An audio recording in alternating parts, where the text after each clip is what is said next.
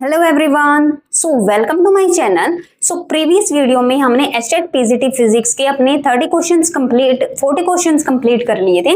तो आज हम करने वाले हैं आगे के रिमेनिंग क्वेश्चंस। ठीक है, अब देखो जो लास्ट वीडियो थी उसमें ये जो लास्ट क्वेश्चन था उसमें वॉइस नहीं आ रही थी, तो इस क्वेश्चन को मैं रिपीट कर देती हूँ। देखो इसमें क्या था कि a magnetic dipole is acting upon by two magnetic field which are inclined to each other at an angle of 75 degree and one of the magnetic field has the magnitude of √2 into 10 की minus 2 Tesla. एक magnetic field की value given है और क्या बोला है कि the dipole attain A stable equilibrium at an angle of 30 degree, कि डाइपोल जो है स्टेबल इक्विलिब्रियम अटेन कर रहा है कितने एंगल पे, 30 डिग्री एंगल पे। With this field the magnitude of other magnetic field, जो अदर मैग्नेटिक फील्ड है उसकी वैल्यू हमें कैलकुलेट करनी है। तो देखो इसमें क्या बोल रहे हैं कि दो मैग्नेटिक फील्ड है, दोनों इंक्लाइंड है एक दूसरे पे कितने एंगल पे, 75 डिग्री पे। तो लेट अगर मैं मानूं कि ये हमारा B1 मैग्नेटिक फील्ड है और ये B2 मैग्नेटिक फील्ड है, दोनों के बीच में एंगल कितना है, 75 डिग्री। और जो हमारा मैग्नेटिक डाइपोल है वो बी नेट जो है ये हमारी बी नेट की डायरेक्शन बढ़ेगी। तो मैग्नेटिक डाइपोल है वो मैग्नेटिक जो नेट मैग्नेटिक फील्ड है हमारा उसकी डायरेक्शन में अलाइन है। ठीक है, अब क्या बोल रहे हैं कि ये जो डाइपोल है ये B1 के साथ एंगल बना रहा है 30 डिग्री। ठीक है, तो ये टोटल एंगल 75 डिग्री है, तो B1 के साथ 30 डिग्री है, तो B2 के साथ कितना एंगल होगा, 45 डिग्री। अब हमें पता है किसी भी मैग्नेटिक डाइपोल को अगर मैग्नेटिक फील्ड में रखते हैं तो उस पर क्या होता है, एक टॉर्क एक्सर्ट होता है। और स्टेबल इक्विलिब्रियम में क्या होगा, क्या बोल रहे हैं कि स्टेबल इक्विलिब्रियम अचीव कर रहा है 30 डिग्री एंगल पे। तो स्टेबल इक्विलिब्रियम में क्या होगा, इस पे जो दोनों मैग्नेटिक फील्ड के कारण जो टॉर्क एक्सर्ट होगा वो क्या होगा, इक्वल होगा। तो for stable equilibrium τ1 is equal to τ2। ठीक है, और τ1 क्या होता है हमारा टॉर्क का formula, m B1 sin θ1 m cross b, tau is equal to m cross b होता है। ठीक है, तो m B1 sin θ1 और τ2 को कैसे लिख सकते हैं, m B2 sin θ2, क्योंकि डाइपोल है, डाइपोल हमारा फील्ड में रखा हुआ B1 में m बना रहा है और B1 के साथ कितना एंगल बना रहा है डाइपोल, ये 30 डिग्री। तो m से m कैंसिल हो जाएगा, तो B1 sin 30 degree is equal to B2 sin 45 degree. तो यहां से अगर हम B2 की वैल्यू कैलकुलेट करें तो क्या आ जाएगी, B1 इंटू में साइन 30 डिग्री बाय में साइन 45 डिग्री। तो B1 कितनी वैल्यू गिवन है हमें मैग्नेटिक फील्ड की, √2 इंटू 10 की माइनस 2 टेस्ला। ठीक है, हमें B1 गिवन है √2 इंटू 10 की माइनस 2 टेस्ला और हमें दूसरे अदर मैग्नेटिक फील्ड की वैल्यू कैलकुलेट करनी है B2 की। तो यहां से हम B2 कैलकुलेट करेंगे, तो √2 इंटू 10 की माइनस 2 टेस्ला इंटू साइन 30 यानी 1/2 एंड साइन 45 1/√2 यानी √2/2। तो ये आ जाएगा 2/2 कैंसिल, तो ये आ जाएगा 10 की माइनस 2 टेस्ला। तो हम इसको लिख सकते हैं 0.01 टेस्ला। तो B2 की वैल्यू हमारी आ गई 0.01 टेस्ला। ठीक है, तो यहां से हमारा ऑप्शन डी जो है, ऑप्शन डी करेक्ट हो जाता है इस क्वेश्चन के लिए। ठीक है, अब देखो नेक्स्ट क्वेश्चन, देखो नेक्स्ट क्वेश्चन में क्या है हमारा,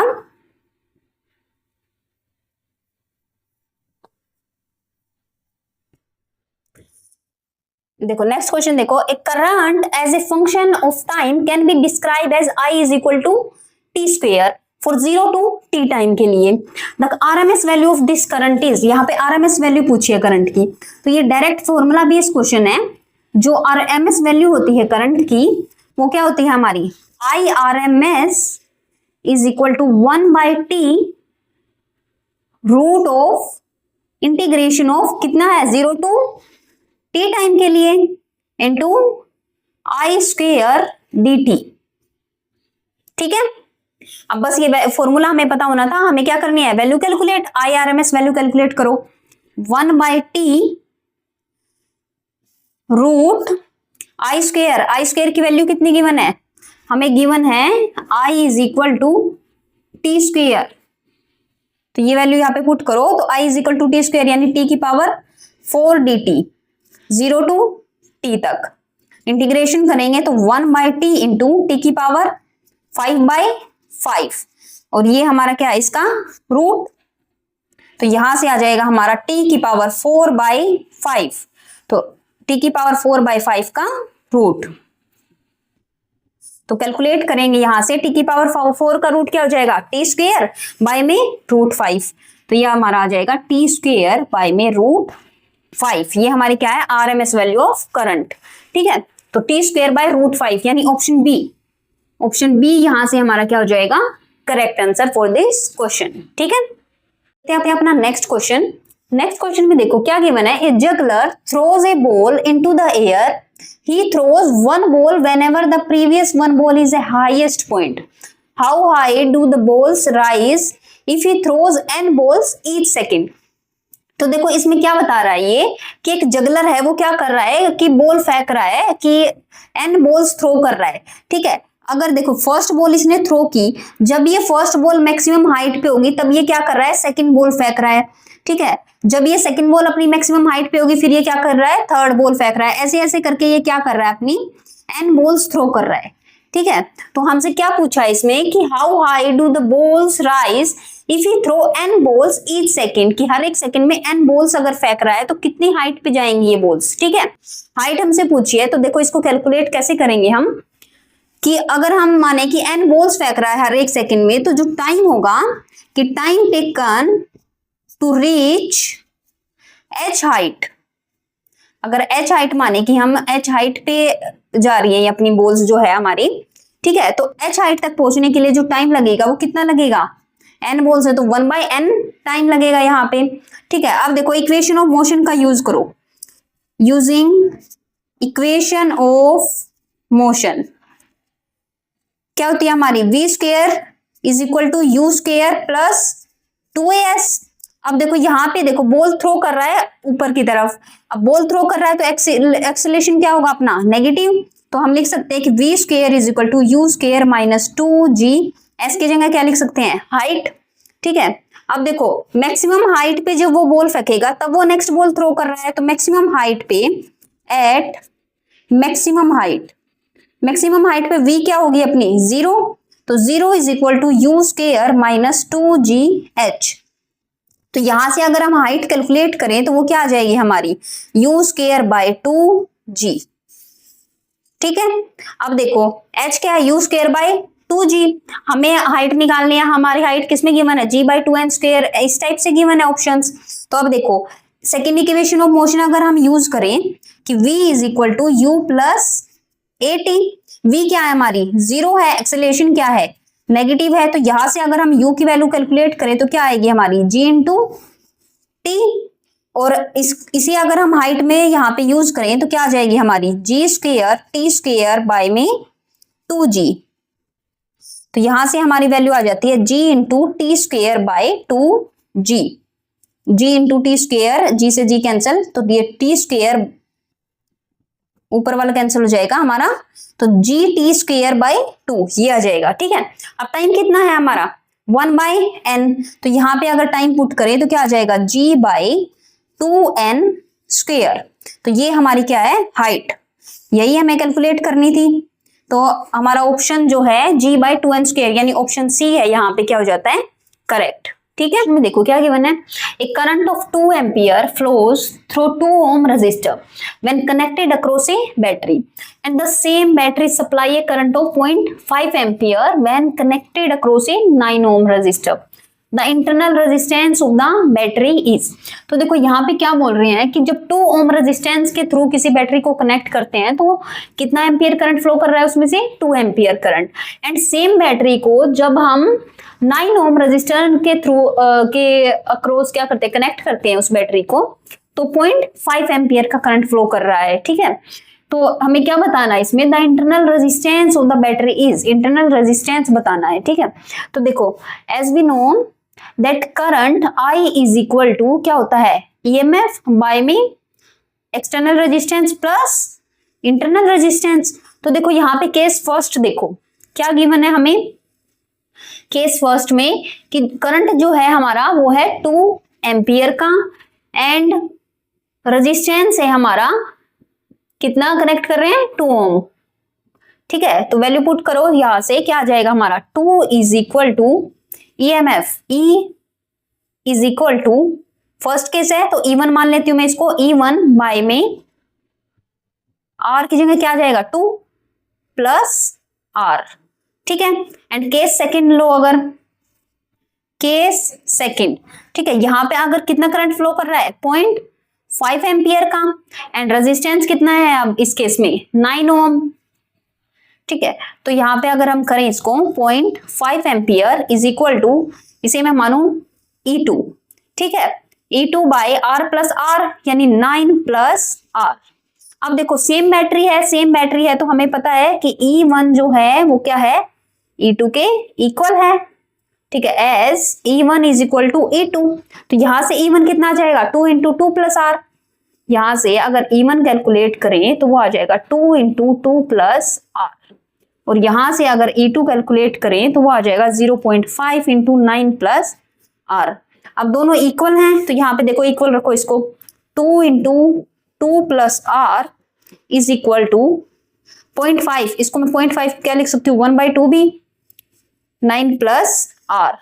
तो यहां से अगर इंटरनल रेजिस्टेंस R की वैल्यू कैलकुलेट करें हम, क्या आ जाएगी 2 2 जा 4 plus R is equal to 4 plus 2R, 4 plus 2R is equal to 9/2 plus R/2, या फिर मैं इसको लिख सकती हूँ 4.5 प्लस 0.5R, तो 2R और माइनस 0.5R तो कितना बनेगा 1.5R is equal to 4.5 minus 4 कितना आ जाएगा 4.5 माइनस 4 यानी 0.5, तो यहां से R की वैल्यू कितनी आ जाएगी 0.5 बाय 1.5 यानी 1/3 ओम।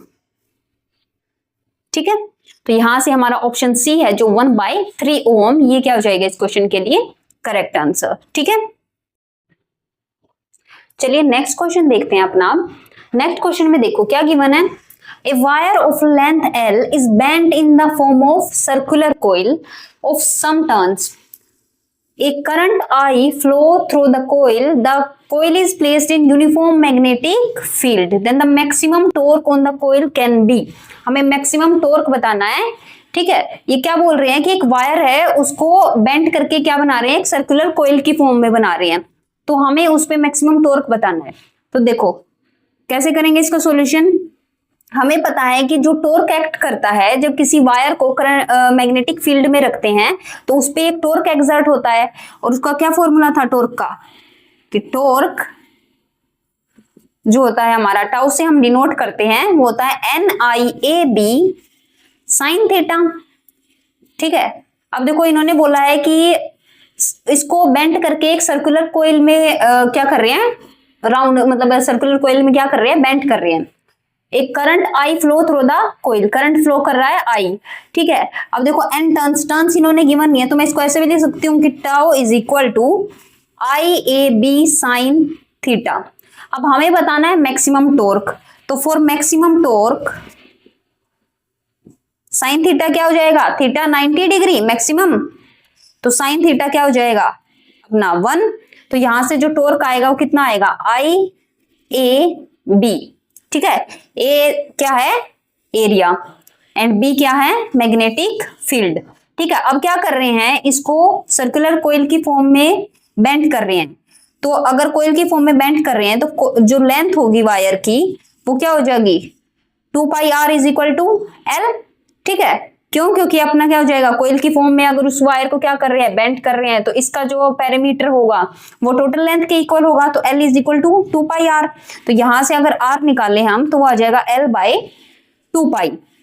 अब इस वैल्यू को इसमें रखो तो टॉर्क कैलकुलेट करो, टाउ मैक्स क्या जाएगा हमारा IAB, I इंटू में A, एरिया क्या है, एरिया ऑफ द कोयल क्या हो जाएगा πr², और R की जगह क्या रखेंगे L/2π, तो L/2π का स्क्वायर इंटू B। ठीक है, अब देखो यहां से बस कैलकुलेट करो तो टाउ मैक्स कितना आ जाएगा I इंटू में πL², बाय में 4π², तो पाई से π² कैंसल, तो ये आ जाएगा अपना I L² बाय 4π और इंटू बी। तो ये क्या आ जाएगा हमारा maximum torque acting on the coil. तो ये देखो कौन से ऑप्शन में है हमारा IBL²/4π। तो IBL²/4π, तो ऑप्शन ए यहां से हमारा क्या हो जाता है करेक्ट आंसर। ठीक है, अब सेकंड देखो, two statements are given below in the context of intensity of spectral lines. ठीक है, हमें दो स्टेटमेंट गिवन है यहाँ पे, हमसे पूछा है कि इन दोनों में से कौन सी स्टेटमेंट हमारी करेक्ट है। तो फर्स्ट स्टेटमेंट देखो क्या बोल रहे हैं, the spectral line is maximum intense for which the change in value of L and J are same. And second है हमारी कि if the change in value of L and J are same for more than one spectral line, then that spectral line is most intense for which the transition take place from highest value of J। तो देखो दोनों में से कौन सी statement true होगी, हमसे ये पूछा है। ये हमारा स्पेक्ट्रोस्कोपी से क्वेश्चन है, MSc से क्वेश्चन है ये हमारा। ठीक है, तो देखो इसमें क्या होता है स्पेक्ट्रोस्कोपी में स्पेक्ट्रल लाइंस के लिए, तो फर्स्ट स्टेटमेंट देखो क्या बोल रहे हैं कि मैक्सिमम इंटेंस होगा जिसके लिए L और J की वैल्यू क्या है सेम है। तो ये हमारा करेक्ट है, क्यों, क्योंकि हमारे स्पेक्ट्रल लाइंस में जो सिलेक्शन रूल होते हैं उसमें क्या बोलते हैं कि जो L और J वैल्यू जो होती है हमारी जिस स्पेक्ट्रल लाइन के लिए सेम होती है तो वो क्या होता है हमारा मैक्सिमम इंटेंस। ठीक है, और अगर एक से ज्यादा स्पेक्ट्रल लाइन हो जिनकी L और J वैल्यू सेम है, ठीक है, अगर if more than one spectral line are present for L and J are same, L and J same, then क्या होता है हमारा जिसमें जिस स्पेक्ट्रल लाइन की J की वैल्यू ज्यादा होती है वो क्या होती है most intense. Then higher value of J वो क्या होगी हमारी मोस्ट इंटेंस। ठीक है, जिसकी J वैल्यू ज्यादा होगी उसकी इंटेंसिटी क्या होगी ज्यादा होगी, क्यों, क्योंकि इंटेंसिटी जो होती है वो प्रोपोर्शनल होती है 2J+1 की।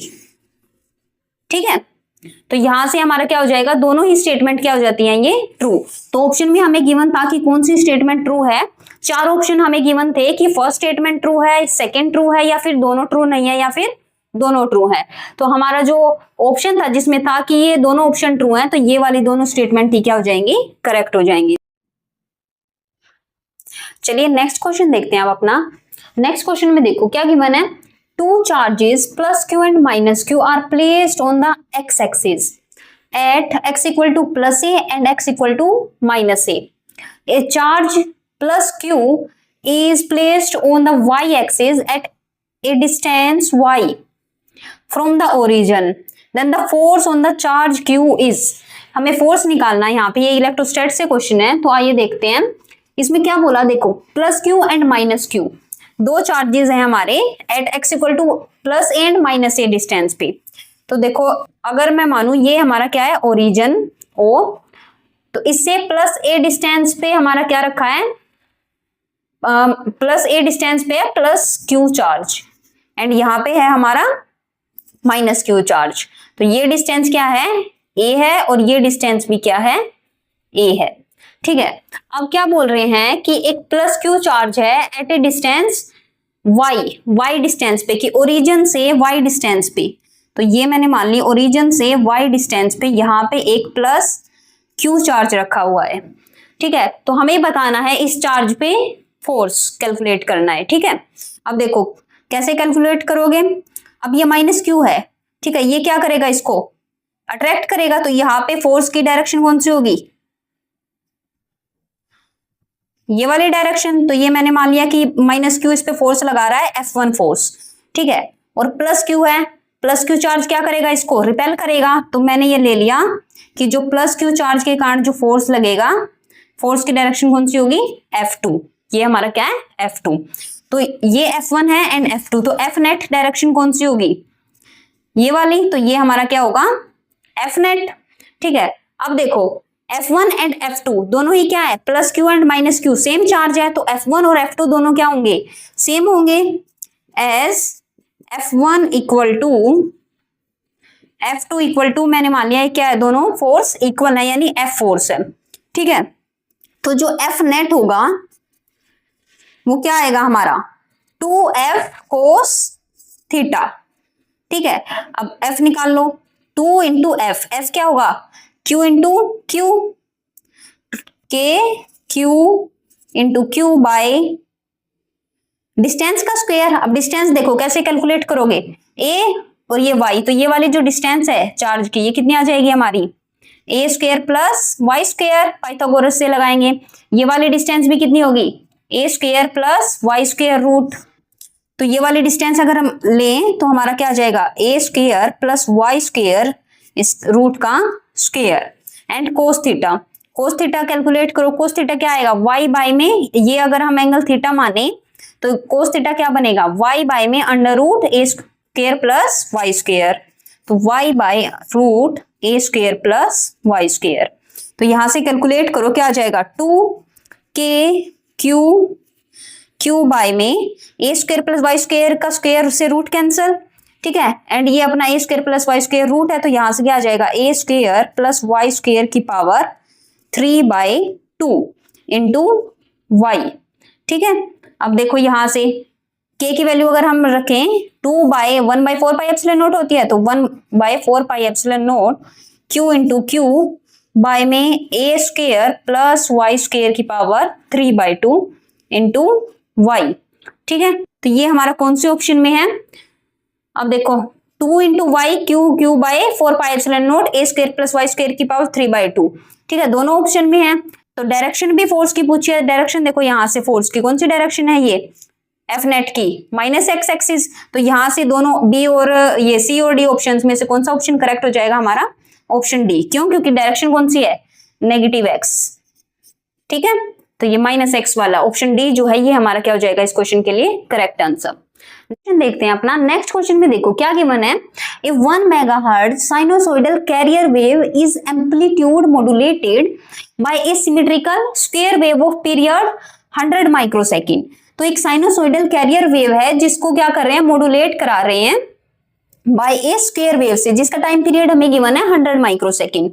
तो इसमें पूछा है कि which of the following frequency will not be present in the modulated signal. तो जो मॉड्यूलेटेड होके हमें वेव मिलेगी तो उनमें जो फ्रीक्वेंसी अवेलेबल होंगी, तो ये ऑप्शंस हमें गिवन है कि कौन सी फ्रीक्वेंसी अवेलेबल नहीं होगी, ये हमसे पूछा है।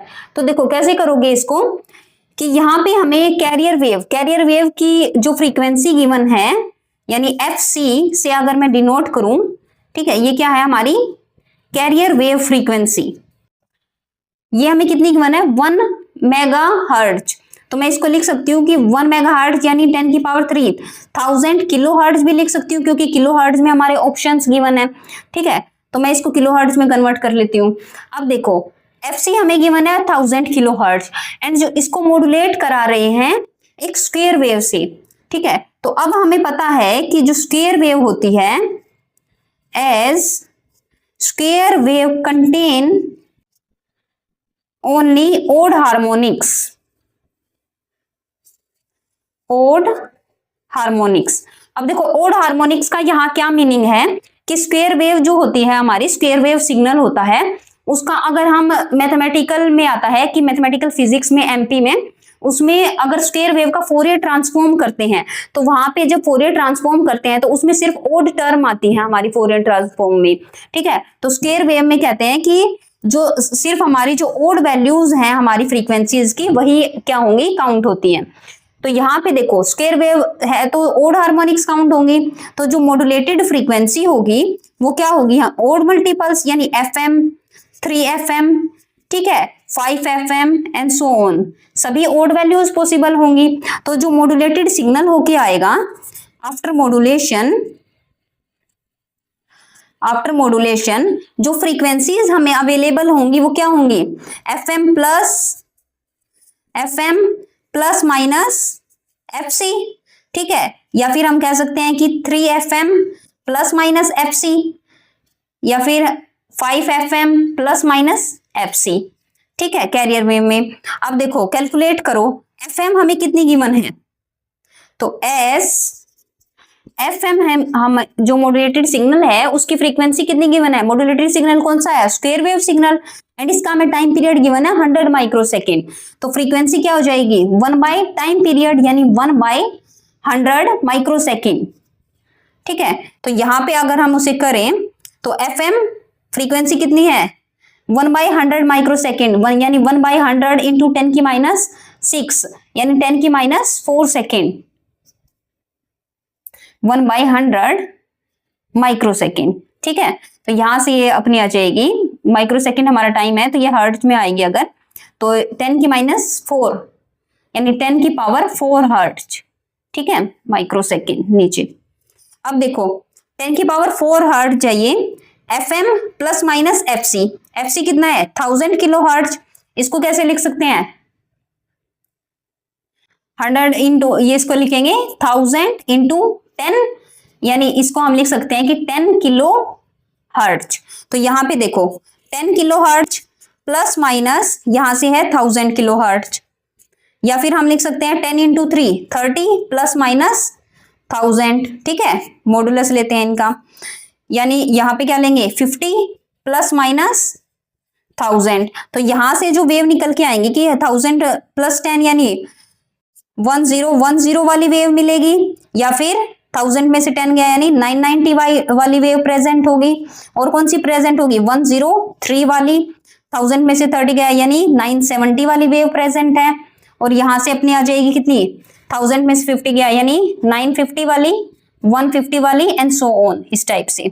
अब ऑप्शन में देखो, ऑप्शन में कौन कौन सी गिवन है 990 यहाँ पे अवेलेबल है, 970 भी अवेलेबल है हमारी, 1020, अब 1020 अवेलेबल नहीं है। ठीक है, 1030 भी अवेलेबल है। तो यहां से हमने पूछा था कि मॉड्यूलेटेड सिग्नल में कौन सी फ्रीक्वेंसी अवेलेबल नहीं होगी, तो ऑप्शन सी जो है हमारा, ऑप्शन सी करेक्ट हो जाता है कि 1020 किलो हर्ट्ज वाली जो फ्रीक्वेंसी है वो अवेलेबल नहीं होगी। ठीक है, अब देखो नेक्स्ट क्वेश्चन, देखो नेक्स्ट क्वेश्चन में क्या गिवन है, ए thick rope of length L is hanging from the ceiling of the room. तो क्या बोल रहे हैं इसमें कि सीलिंग है ये, कि ये हमने माना क्या है सीलिंग है रूम की, यहां से क्या कर रहे हैं एक रस्सी लटका रहे हैं, एक रोप, ठीक है, जिसकी लेंथ क्या है L है। If Y and rho respectively the Young modulus and density its increase in length due to its own weight is. तो ये पूछा है कि इसके खुद के वेट के कारण इसकी कितनी लेंथ इंक्रीज होगी, हमसे वो पूछा है। ठीक है, तो देखो कैसे करोगे इसको, कि मैंने माना कि इसके वेट के कारण इसकी जो है डेल्टा L लेंथ क्या हो गई इंक्रीज हो गई। ठीक है, तो यहां से स्ट्रेस की वजह से ये डेल L लेंथ इंक्रीज हुई है, तो यहां से अगर मैं स्ट्रेस कैलकुलेट करूं तो स्ट्रेस क्या होता है फोर्स पर यूनिट एरिया। अब फोर्स को कैसे लिख सकते हैं M इंटू जी बाय में एरिया, और मास है डेंसिटी की टर्म्स में मास को कैसे लिखेंगे rho into V into g by area. अब वॉल्यूम को रो इंटू वॉल्यूम, देखो वॉल्यूम क्या होता है एरिया इंटू लेंथ, तो इसको अगर मैं लिखूं कि area A into length, length कितनी इंक्रीज हो रही है delta L into g bye में क्या आ गया A। तो यहां से जो स्ट्रेस आ गया वो कितना है हमारा rho into del L into जी। ठीक है, अब Y क्या गिवन है यंग मॉडुलस, यंग मॉडुलस की टर्म्स में हमसे पूछा है। ठीक है, तो देखो यंग मॉडुलस की टर्म्स में पूछा है, तो यंग मॉडुलस क्या होता है स्ट्रेस बाय स्ट्रेन, तो स्ट्रेन कैलकुलेट करो, स्ट्रेन क्या होता है change in length per unit length del L by L। तो यहां से अगर मैं कैलकुलेट करूं कि यंग मॉडुलस जो होगा स्ट्रेस बाय स्ट्रेन, क्योंकि हमें जो ऑप्शन गिवन है वो यंग मॉडुलस की टर्म्स में गिवन है, इसीलिए हम क्या निकाल रहे हैं young modulus stress by strain. अब स्ट्रेस कितना है rho into del L into g bye में स्ट्रेन, स्ट्रेन क्या आ जाएगा डेल्टा L और इंटू में L। तो यहां से डेल L निकालना है हमें कि कितनी लेंथ चेंज होगी, तो वो क्या आ जाएगी रो इंटू जी बाय में Y इंटू में L डेल्टा L। ठीक है, अब देखो L डेल्टा L, तो टोटल लेंथ कितनी थी L थी उसकी, तो इसको इंटीग्रेट कर दे अगर हम 0 टू L तक, तो डेल्टा L है इसको भी इंटीग्रेट करेंगे 0 टू L तक, तो ये टोटल लेंथ आ जाएगी हमारी कितनी जो लेंथ है चेंज हुई है, तो rho g by y L delta L यानी L स्क्वायर बाय 2।